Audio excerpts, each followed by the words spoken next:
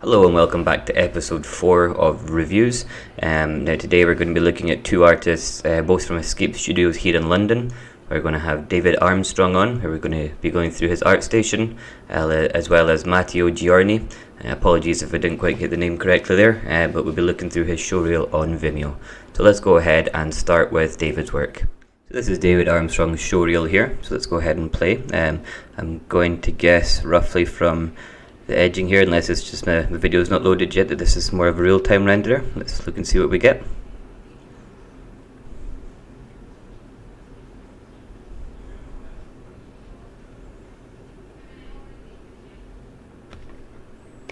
Okay, skip back there. Now it's quite a nice looking model here. The only immediate thing that's really standing out to me is more of a texturing issue.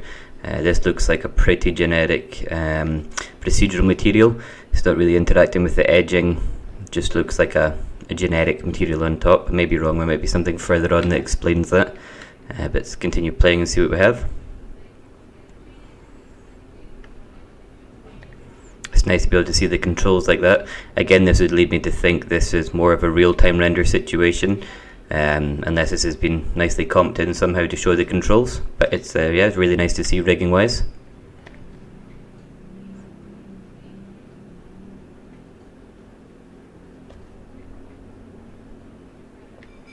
Oh, okay, let's jump back there.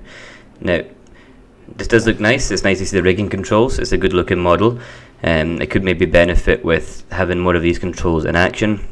It was a simple kind of up and down motion, which is fine, but I can see it's got the claws and everything here. It would perhaps be nice to see them opening and closing and maneuvering as they would in a normal situation. And it's nice. This is a really nice way to present it, with having just simply up at the side here what was done, what software you did it in. The reflection balls down at the bottom, they are quite nice. You don't need to have them on the entire time, but that's just personal preference. They don't take away from anything. The only thing I do have a problem with here would be, it says here modelled. I have seen no wireframe of this model, so immediately if you're going to be applying for a modelling job, this wouldn't count for anything because I've not seen any of your modelling work. Really quickly to do, just put in a quick wireframe pass. If you want to have that modelling thing in there, you're going to need it. Otherwise, if you're just going for the rigging and the texturing, yeah, all around quite nice. Perhaps a bit plain. This does look slightly low resolution on this, but it's a really nice looking opening piece. Let's continue through the rest of the reel here.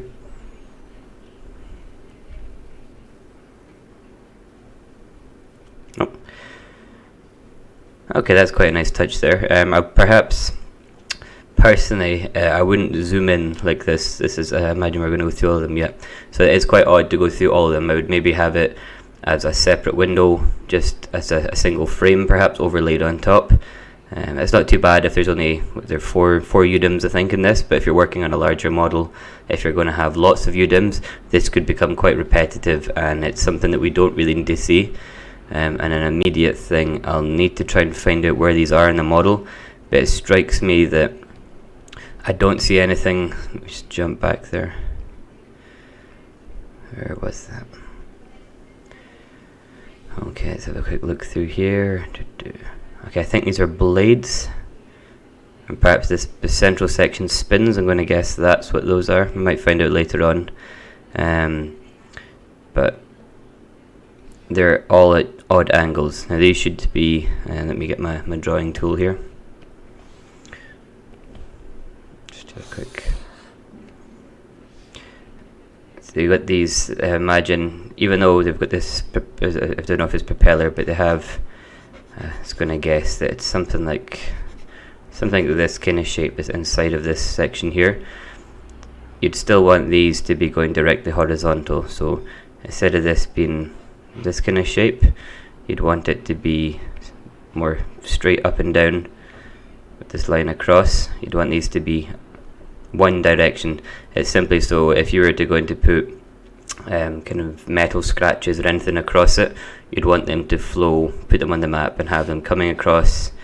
They would just go across the map in the same direction, and that would then correctly map along, whereas you would have to go in with these and individually paint them in, which, yep, it can be done, but it's a lot more time consuming and it's quite inefficient.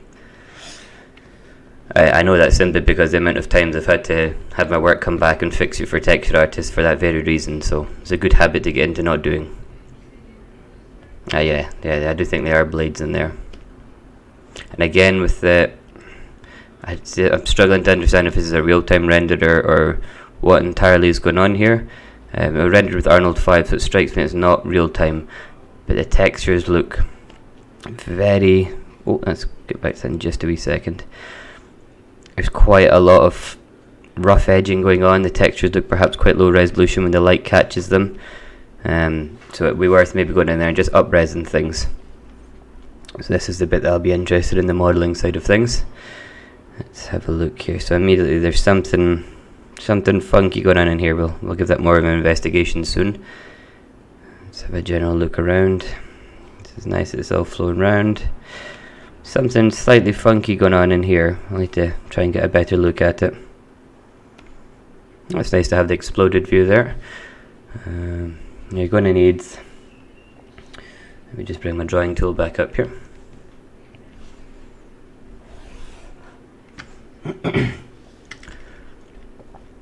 So in between here you're going to need another line, another loop that goes all the way around, otherwise this, and I can see there is a single loop in the middle, but with this having two, you got your 5-point poly here and a 5-point, it's not 5-point, but it's a meeting point where 5 edges are coming into one vertex. Having that one there and that one there, with just one in between, you're going to get texture stretching in between here. Just an extra loop in there, super easy, super quick to do, and it'll save you a lot of hassle.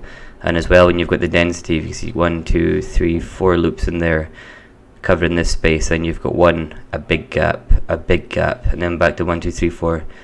This will just help keep with the uniform level of the wireframe, which is what you should have across the entire model. This looks quite nice in here. I like the way, see in here you've got this nice flowing round. That's a nice touch. And you got a loop in between to keep it safe, and then it's flowing back again. That looks okay down there.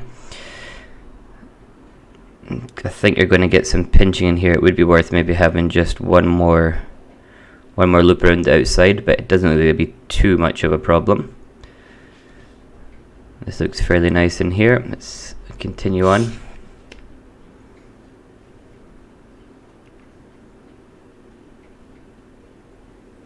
That all looks pretty nice in there.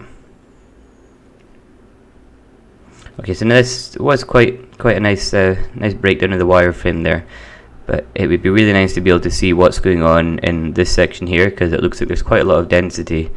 I think this has been modelled as one piece. I'm trying to understand here, because you get this line, we follow this, it's coming down, joining on, and then I think that loops back over onto this one down. It would be much simpler just to have this as a cylinder and have these split off into pieces. There's no reason for something like that to have it such a difficult modelling task, because I can't see any details in there. It's completely occluded by this ring. When this is spinning, you'll get motion blur. You won't be able to see the details, so it's not worth spending the time on. And there's a difference in density here again. You've got a nice even kind of grid of loops here, but as you're going into big gaps, you need to just go back in and fix that. I really like this piece here. This is nice. I like the flow around the edges. I don't think I could suggest any ways to change that one. It looks like it works perfectly fine. And here there's nice flow. All around it looks like a pretty nice model. Just I think it's just some small technique things which are just bits that take a while to learn just through trial and error. Let's continue on here. And again, we've got this is what I was talking about with this spinning. With this going round, this whole thing's occluded in here, so there's no reason to make things more difficult to model. Yeah, it was pretty nice though to be able to see the full rig and it in motion. That's a really nice way to show it. Definitely a nice way to show a mixture of skills to have that included. I like having the overlay like that. It's nice rather than having it broken up into quick jumps. It's nice to see everything put together, simple to read. It doesn't take too long, and it shows off all your skills at once. So yep, really like that style. It's a good way to do things. I'd say again here with this, it looks like we've got just quite procedural textures on top. I don't see any breaking. We get this panel line here, but this texture just continues across the top. There's no breakup. It'd be so easy just to go in and put an edge mask on there, or just quickly by hand paint something in. So it does let the textures down a little bit. Works a wee bit better on the front here because I think this is meant to look slightly dirtier because it's been digging through things. But it would be worth just some nice scratches. You've got to try and tell the story of the object, because right now this looks to me perhaps like it used to be a drilling equipment, but it's been refurbished or something, because this looks quite well maintained. There's no scratches, there's no dents, there's no dings. This has just been painted over. There's no panel gapping. There's no bits where the bolts would have wiggled and chipped little bits of paint off. It could go with just an extra level of just breaking things up, and it would just really help sell it. Okay, this is what I was talking about earlier with those UVs. If you have more than them, this is complete overkill for showing them off, and it's kind of why it doesn't make sense as well, is it's quite difficult to try and understand what part of the model these are coming from. I'm going to guess from the spiral shape that these have come from this section here, but again, these should be laid out much like this is, just straightened rectangular. So when I put a texture across that, if I put scratches up it, it will follow. If I put scratches on this, all the scratches will nicely run. All the scratches will nicely run in one direction along here. So even if this piece of metal is warped and deformed, those scratches are still going to conform to the direction of the material. If I put them on here, I'm going to go in and have to hand paint these spirals bit by bit. It's going to take a lot of work to do that.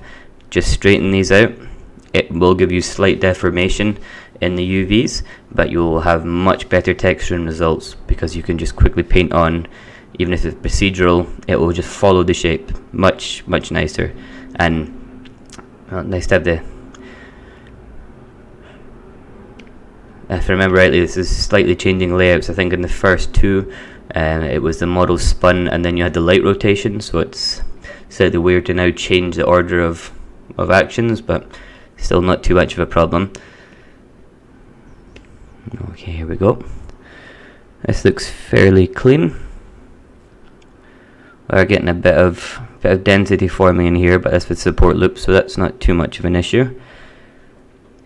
Something a bit funky going on in here. Yeah, this I would rethink how this is done, because this piece is separated from the body.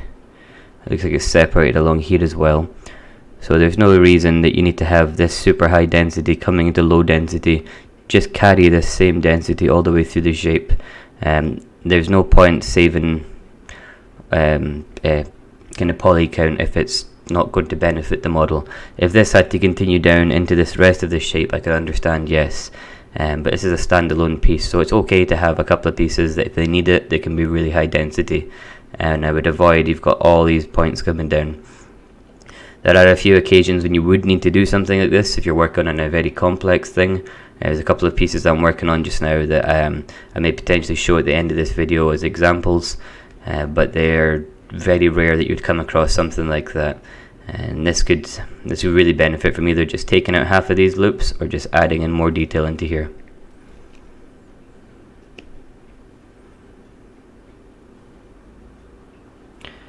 This is all looking pretty good. I like this one.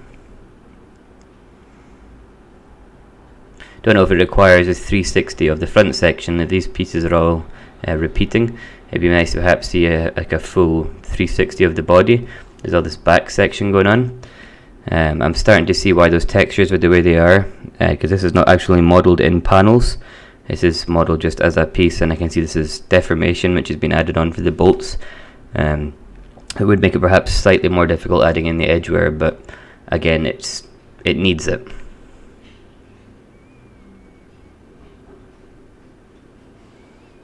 Like the depth of field there, that's quite a nice little touch. Yeah, so overall, some really nice work.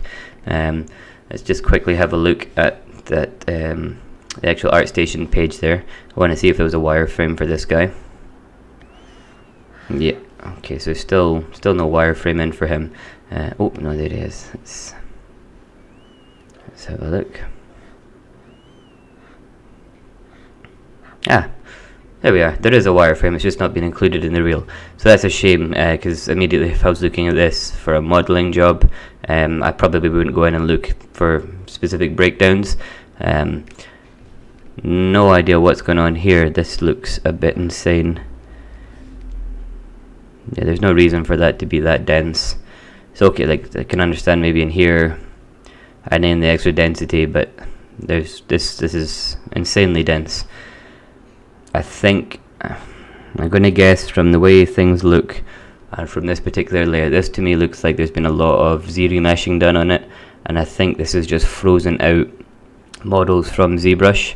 Perhaps they've been modeled nicely, then taken in for adding in all the, so you can see where there's this slight wobbles where you've got these panel gaps.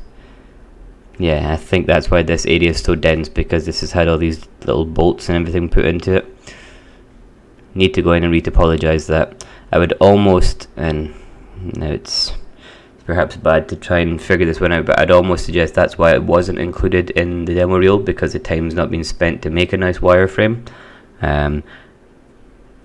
A big thing is you can't hide any of your work.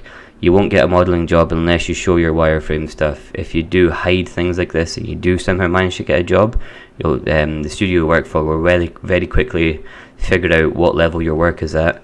It's just better just to be honest. And it's a real shame that this is so low density. All the attention's been paid to the top, and this looks like it's been fairly well ignored. Big triangles. This could go with just a nice pass just to improve it. That's quite nice. That would have been cool perhaps to see that included, a breakdown of how that was composited. That would have been nice. Let's just go back here. Towards the rest of the portfolio, these three pieces here look really nice. That looks like a pretty nice model. Let's have a quick peek. Likes the depth of field. Okay, now it's very soft.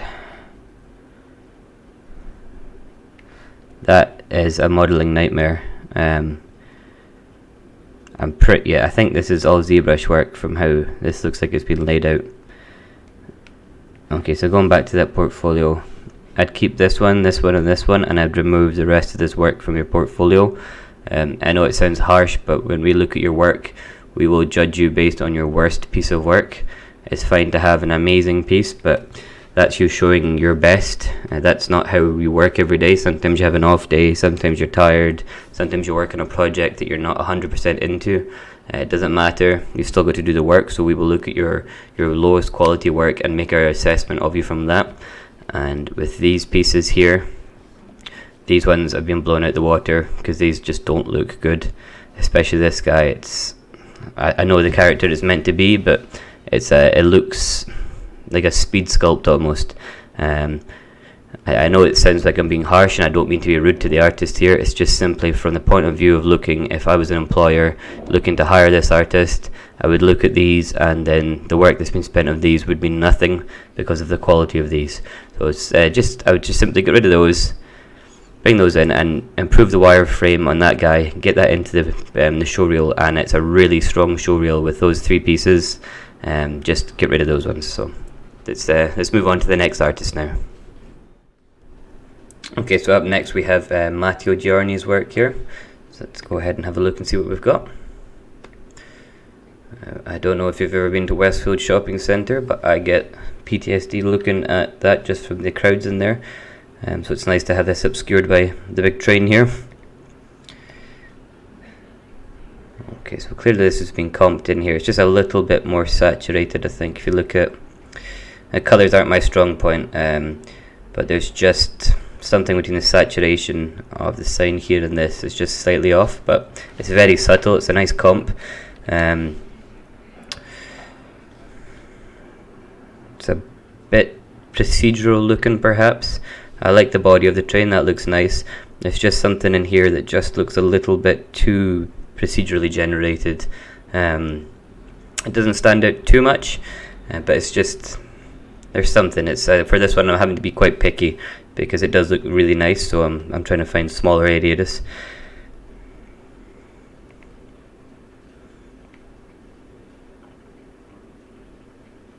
Yeah, that all looks quite nice. Just there's something about this is really standing out to me.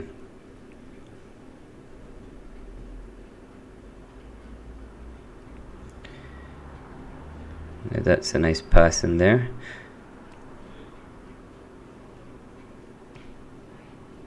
It's a nice touch having, I can see the reflections being brought in this window over here, which is really nice. It brings the train more into the scene, but I'm not seeing it in the windows. You've got these super reflective surfaces around here and here. I know the windows are meant to be a bit dirtied up, but even in this area here where the window wiper's been, it's very blurred out. There's a section here I think it's meant to be quite reflective. Some small nitpicky things, but it's a shame that they spent the time to add the reflection into this side, but they've not done it to the actual model.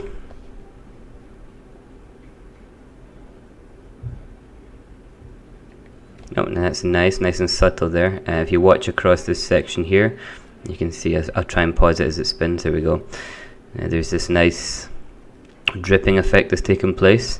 I would say that it's perhaps, if I was going to be really picky, that you need to have it a bit more directional. It's good that it's coming down, but if this train's in motion when this thing's happening, it's going to, let me get my little drawing tool here.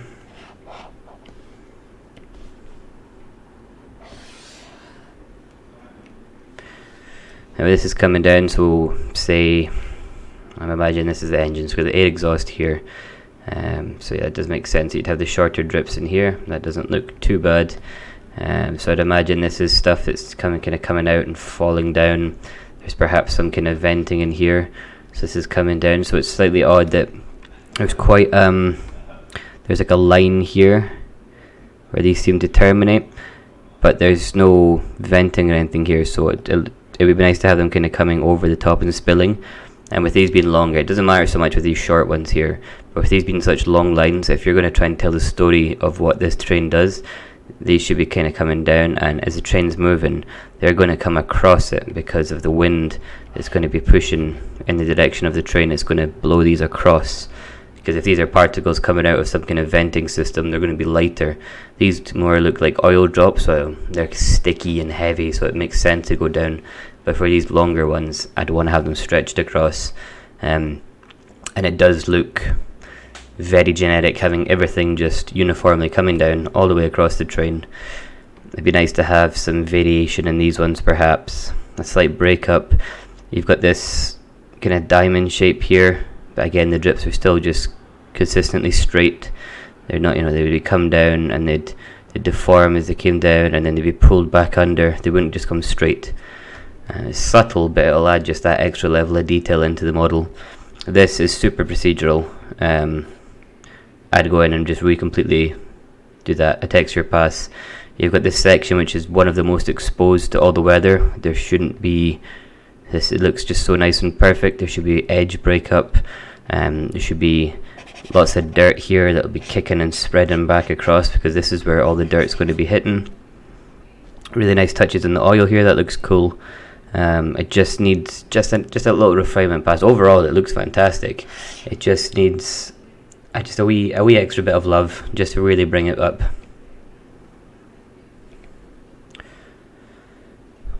Okay, so I'm not sure if this was intended to be a game resolution model, because immediately it looks like that to me. There's a lot of work that we need to go into this to make it film ready. You've got this, even this is not quite dense enough. I'd go in and just add another layer of density, just another loop in here. You can see from this deforming here, this is a smooth surface. This is a huge gap. You're going to have this line coming in here, and then one down here. Let me just bring up that drawing tool again.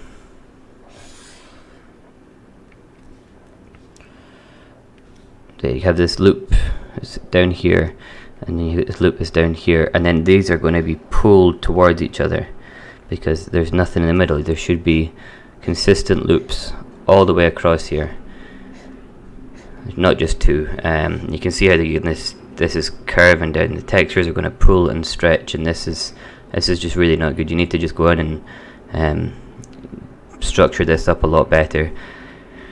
Again, in here, big gaps should be loops. I think this is circular, but it looks like it's perhaps maybe just a four-sided shape. Yeah, you can see it coming in there, four-sided. Should be, I generally, for me when I'm modelling, it's a minimum, absolute minimum of an eight-sided shape for cylinders. I would always, if possible, comfortably work with 12 to 24. 8 would be the bare minimum. 4 is nowhere near enough. and it's a really weird mix of densities in here. You've got very low res here because you're trying to bring in some loops, so you've got these massive spaces. You've got these ones that are just single planes. This needs to be much more dense, especially in here, huge big flat planes. Even if you're not smoothing them out, they should be fairly evenly across the whole model. You want to have consistency across everything, not have areas of high detail, areas of massively low detail. It's not good from a modelling point of view, and these are easy things to fix. I can see roughly from the front here. Let me just see if I can spin that round, get a better look at the front. Yep, from the front here I can see that the principles of modelling are fairly well understood. You've got the edge flow coming over, the nice beveled edge, it carries on. The modelling knowledge is there, it's just not being used. It needs to go in and just, I'd pretty much go in and rebuild everything that's low res. So all of this, all of these, the windows, all these front panels, this entire section, all these panels, they just need to have some loops put into them and just be rebuilt, just to be much nicer.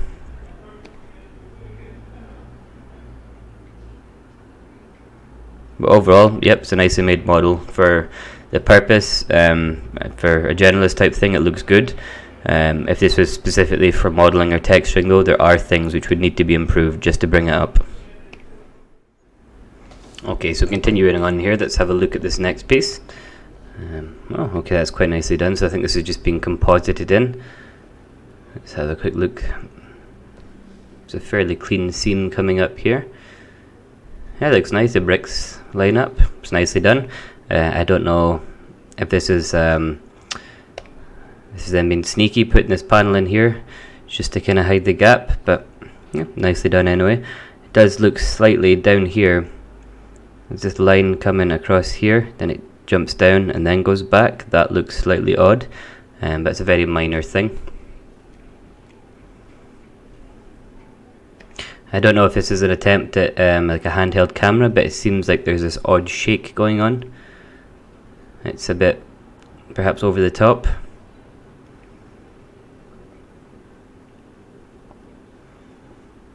It's quite fun to try and understand this one. It's like an Escher piece, it's quite funky. And then let's just keep going through. It all looks fairly nice. I think this, I don't know if it's, did I see a wireframe there? Don't think we did see the wireframe. Diffuse ambient transparency. No, there's no wireframe, but I do get the impression this may make quite a low res model. I'm more than happy to be wrong, but it looks like there's not a lot of detail in the actual modeling. Oh, okay. So essentially from this, it looks like a really interesting piece, but it's a shame that when you're bringing the maps through, half of this scene is completely hidden. You've put all this effort into making these maps and making this scene, then when you've rendered it out, you've kept everything hidden. But by the time we get here, I don't know what's going on up here. I think preferentially I would have perhaps in this one, when the camera's almost gone wider and zoomed out, this would be the time to show your map, so I can see everything. I can see the staircases, the lights, the pictures. I can see the way you brought the light in. I'll be able to see fully the work, and you do need a wireframe in here. I need to understand how this has been built. Even if it's a simple wireframe, it's still important to have it in there, because we'll be able to understand the way you've worked. And perhaps if this was like a super low resolution thing, it would be a good way for you to be able to show how you've managed to work around the limits of the model. If it's a game res model, how you've managed to bake in light and things like that.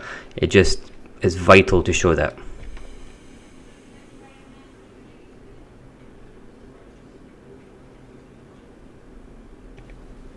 And it almost feels a little bit anticlimactic. Before we actually get zoomed in enough to see that picture, it's gone. So, oh sorry, skipped forward there.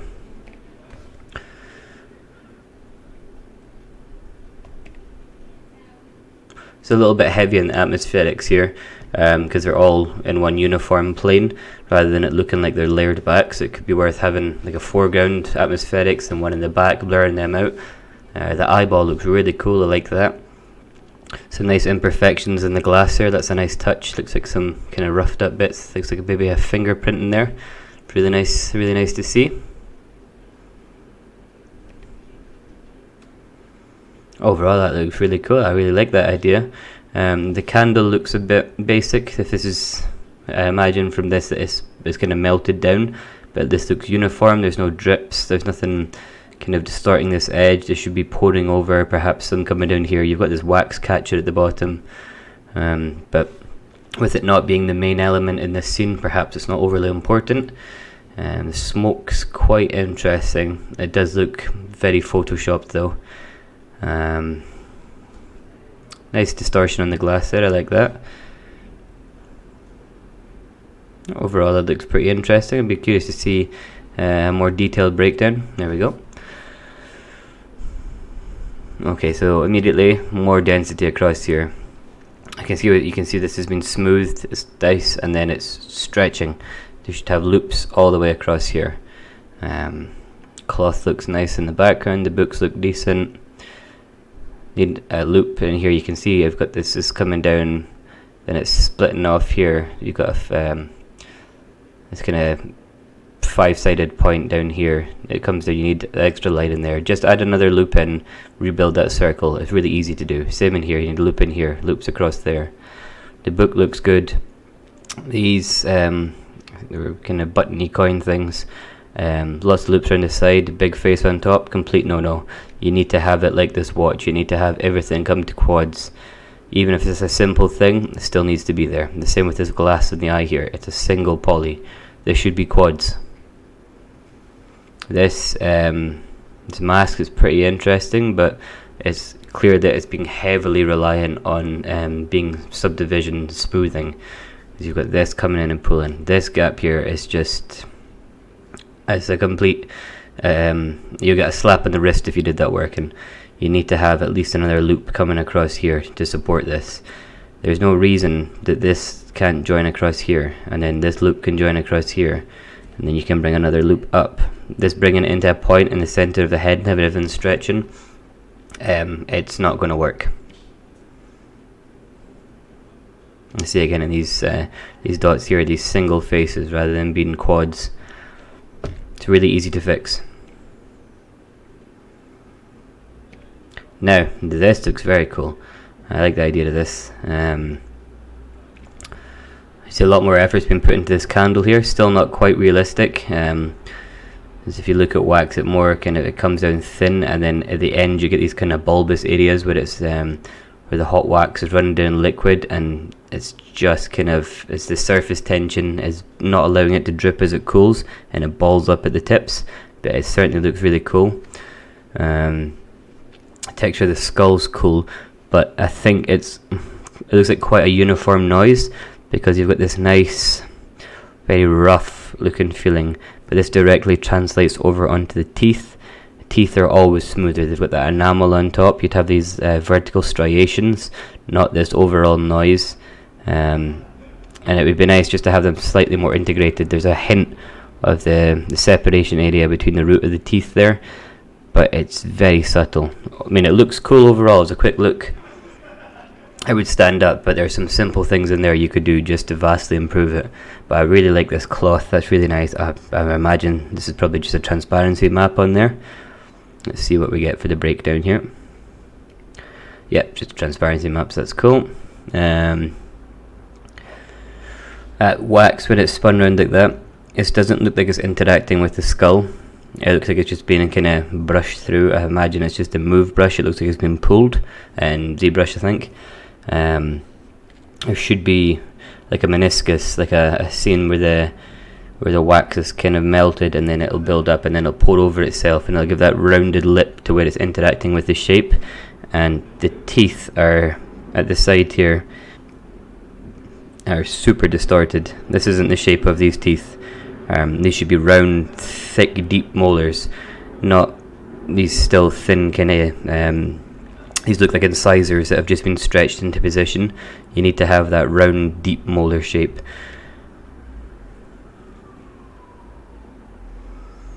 And no wireframe, so I can't honestly judge the state of that model, unfortunately.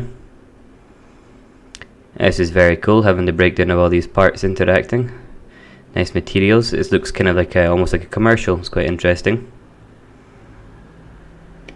Only thing I'd say is the materials on the actual cogs themselves are very boring. They're just base uniform shaders. These are made by, if you were making them in a traditional sense, these would be laid out. It would be a flattened disc of metal, so you'd have circular striations from the grinding process. These would be made with a jeweler's saw, so you would have these little cut marks. Even if it was made in modern terms, it'd be a CNC with a rotary head. So again, you would have circular striations. I mean, it looks cool, but if you want to bring it to that next level, you would need to do that. I think this is this mask from earlier on that was on the table, perhaps. Ah, yeah. See, these are all the parts. Now, this is cool. I like this. This is all the combination of all the different objects. Combined like this, you're able to get away with more, but having those pieces in isolation, it was certainly that skull. Now that I've seen it, those teeth are really standing out to me. I like all the gears in here. This is very funky. With that hat up there, I would really like to see what it looked like textured, because I get the feeling that there's going to be some stretching up in there. It's occluded by the hat, so I don't know if that's a cheat or if that's intended, but kind of lucky, I guess. But overall, that's a really cool scene. It looks like a lot of work's gone into it. I would maybe say, perhaps, being that this the hand holding the kind of needle here is at the forefront of this scene, I would put a lot more love into this. This is going to have, it looks like this is meant to be leather gloves. There should be wrinkles and interactions of where this is digging into the leather, and you're getting that kind of ruffled edges. Just being that it's at the absolute forefront of the scene, it would be worth spending some effort in that. Things at the back, like the books, the curtains, the window, etc., they don't require as much attention because they're going to be out of focus. But having something so prominently in the front of the camera, you should put a lot more attention into this. And I'm not sure, there's this weird, I don't know if it's a render artifact or what's going on, but it's here as well. There's this odd effect. We're getting in here as well. It looks, I don't know if it's like a thickness issue or some kind of double siding issue. I'm not sure what's causing that, but it's very odd. And no wireframe. So I know there's individual parts have been broken in with their wireframes, but I haven't seen that full character. I haven't seen the gloves. Without a full-on wireframe, I would just assume that there's errors in the way that's been created with that kind of odd shading thing. If it was a wireframe in there, I'd be able to look at it and understand correctly if it was a shading issue, if it was a modelling issue. Overall though, a pretty nice reel. Two very strong pieces. Could perhaps be doing, how long was it? No, it's a good time. It's not too long, not too short. It's nice to have at the end all the programs that have been used. There's just some simple things in there. We call it, things have been too CG perfect. It's just that taking that little bit extra time to turn things from being procedural and computer generated and thinking about how they would be in real life. It's just that extra thing that will bring things over the edge and improve the quality of your work.